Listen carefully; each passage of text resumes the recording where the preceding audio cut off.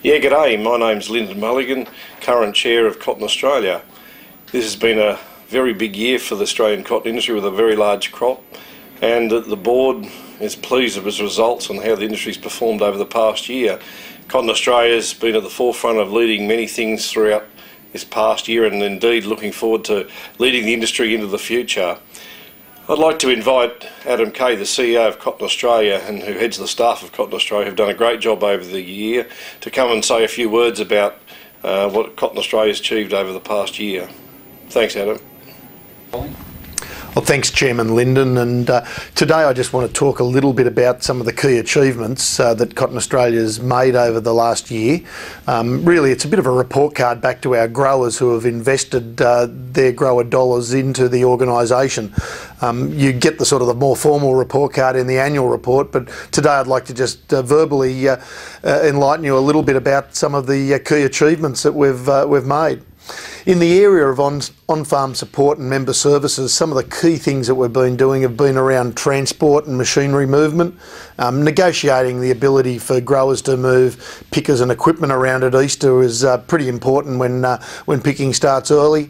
Also just negotiating the ability to move the 7760 pickers around different areas and float them and alike has been an important negotiation that we've been having, as well as the ability to move the new round modules and some of the strapping systems that we've had engineer certificates on and reports on. So that's been an important negotiation on behalf of the industry that I think's been quite successful. We've also had the ongoing phenoxy herbicide drift program, and that's seen over the last 3 years come down from an 11% incidences of drift in the industry down to 3%, so a pretty good improvement. We're not going to rest on our laurels. You know, we don't want to have any phenoxy herbicide drift, but it's something that that we're still working on, and we've been innovative in that area with the development of the cotton map and a lot of the work we're doing with the resellers and the different manufacturers of phenoxy products. We've also lobbied pretty hard on flood relief. Unfortunately, we've had the floods up at Emerald, Billawheeler, the Downs, Gundawindi, the Ballon, and we've been able to get the Category C and D assistance in a number of those areas, which is important for the affected growers.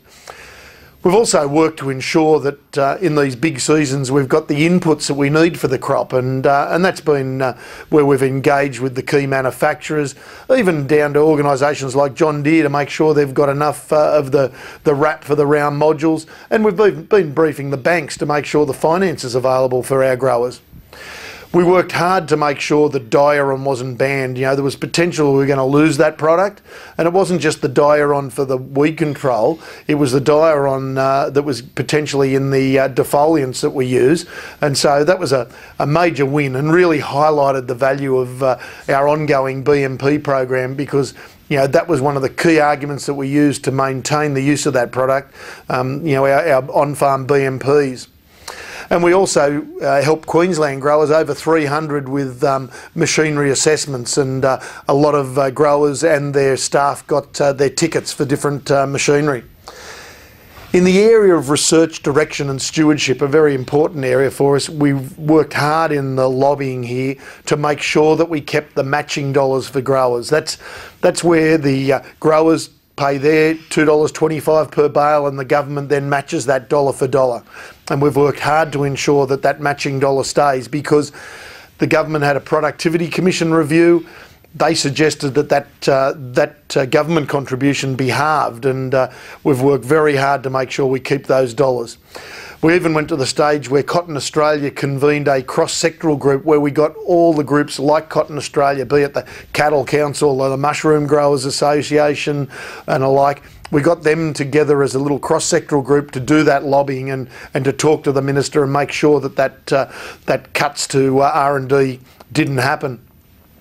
We've got the ongoing work we do with the CRDC, where Cotton Australia grower panels scrutinise all the projects that go to CRDC and give feedback to the CRDC board to make sure that the R&D for the industry really is focused on grower needs. And we also this year mustered CSD and CRDC to form the joint venture around delivery and development, or extension, and that's seen a number of new extension people for our industry, and I think that was a pretty good effort. In the area of policy and advocacy, it's probably one of the key areas for Cotton Australia. We've got the ongoing policy and advocacy work where we just keep making sure we're briefing key media and key politicians. And this has been a project that I've been involved in for a while now. And this year we got Crab Gavin Anderson, a major PR company, to run an evaluation of our work. And they did a perceptions audit and compared it to a perceptions audit that they did for us 6 years ago. And it really showed that we've made a major impact on key politicians and key media.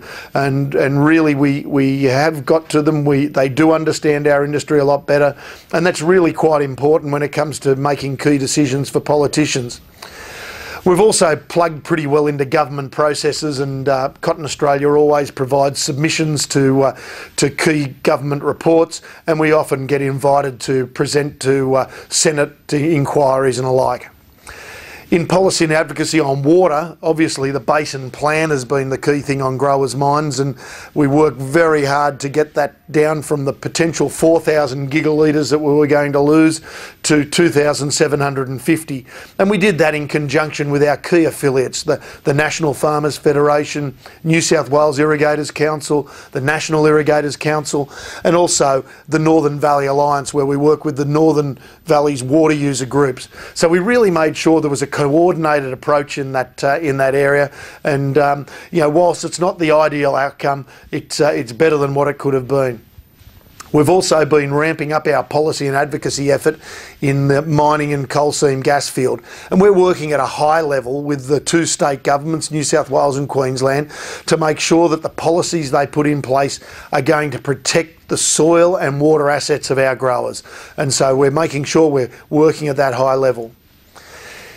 In the education and public affairs area, and as well as communications, we've really ramped up our education program, and we've developed lessons and resources and really worked to get a great reach with information from the cotton industry.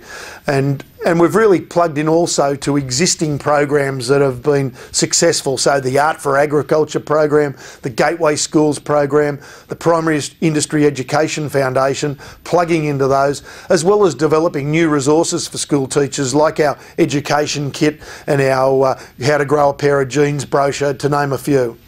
And we also work pretty hard to make information and guides available to our growers, and I'm sure many of you get the Cotton Matters e-newsletter, but we've also had guides on harvest preparation, on safety and transport information and the like, so making sure there's quality information for growers. And we've really beefed up our website and our social media platform. Our website contains a lot of useful information for growers, and I'd encourage you to go and have a look at our website. I know a lot of growers laugh when I talk about us having a presence on social media, Facebook and Twitter, but I can assure you that we do have a big audience, and it's a different audience to the audience that we normally talk to.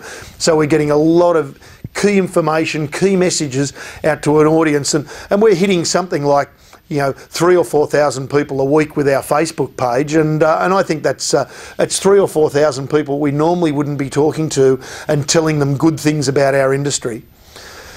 Finally, I think in the next couple of months you'll hear about the launch of our new strategic plan. We've worked hard with the growers. We've had a grower survey, lots of workshops with our regional managers in the different CGAs, and that's helped develop our strategic plan that's going to guide where we make investments over the next 5 years to benefit our growers. So really I'd like to congratulate our staff on their efforts over the last year. They've done a great job in progressing the interests of the Australian cotton industry, and please, if you've got any input into that new strategic plan or any ideas, please talk to myself or any of the regional managers or staff. So just to wrap it up, I guess to our levy-paying growers, so that's over 80% of the growers in the industry contribute levies to Cotton Australia. Can I thank them for their participation, and they've really helped us achieve all the things that we've done. If you're not a levy-paying grower, could I encourage you to participate, because you know, if you share the load with your other colleagues, it makes the amount that everyone has to contribute could be a bit less. So look, thanks for letting me give you this update on our key activities, and I hope you really have a successful picking season.